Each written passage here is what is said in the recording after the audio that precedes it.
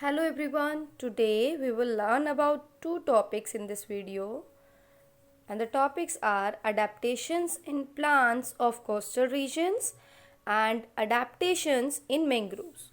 So what are the topics? Adaptations in plants of coastal regions and adaptations in mangroves. So the first one is adaptations in plants of coastal region. Before starting the adaptation, first of all, we will learn what is coastal region. Coastal region is the area where land and water join to create an environment with distinct structure and diversity. It is an area where land and water is joined together. Okay, where these things are joined, and they create an environment which have a particular structure of its own, and it has diversity. Clear? Now, environment in coastal region, that how is the environment of or climate of coastal region. See, in the coastal region we face bright sunlight, strong winds are blowing, sandy soil, high humidity in air, means moisture is present in air, that is so much, and heavy rainfall. Clear? So this is the climate of coastal regions. And you would see the trees are evergreen in coastal areas and they do not shed their leaves in winter. They are evergreen and do not shed their leaves in winter. For example, coconut, rubber, pepper, rice, sugar, cocoa, coffee, these are also examples of trees in coastal areas. Clear?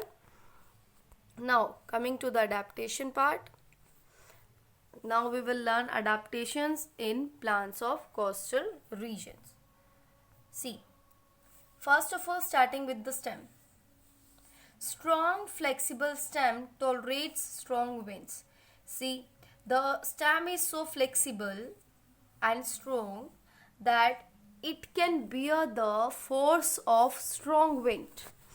It can tolerate the strong wind. Okay. Long roots. See, the coconut tree has long roots that grow deep into the sandy soil to hold the plant firmly in the soil. As you know, soil is sandy, so the roots are required to be deep to hold the plant firmly in the soil. Clear?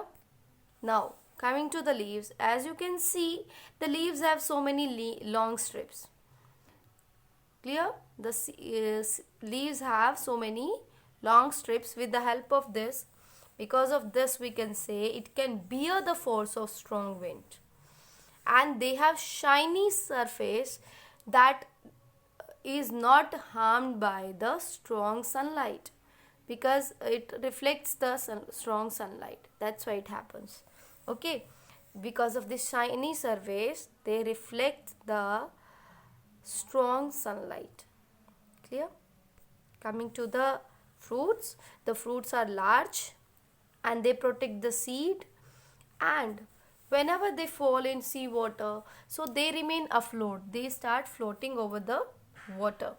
And because of this can be an advantage for growing a new plant, because when the food fall in water, it remains afloat, and whenever it reaches to the seashore, it gives rise to a new plant. Clear? So next one topic is adaptations in mangroves. Adaptations in mangroves. See, mangroves. They are trees and shrubs that grow in areas where soil is clay and soil is covered with salty water. Or we can say these are grown in shallow water. Clear? But as the ground is under the water, so soil is clay and it is also covered with salty water. Clear? Now, plants in swampy areas, we can say these are the places where the soil is very sticky and clay are called marshy areas. Okay, these are also where the area where mangroves are grown, these are also called swampy area. Okay, as the land is wet, or we can say, as we know that soil is sticky and clayey, it doesn't have air inside it. Air is not trapped in between the particles of soil. So it becomes very difficult for a plant to take oxygen, to take air, as the air cannot reach the roots, so they have breathing roots. What do they have? They have breathing roots. What is breathing root? Some roots which are grown above the ground.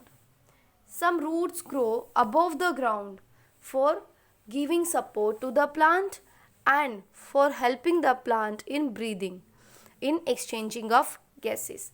That is called breathing root. Clear? These breathing roots are also known as stilt or prop roots.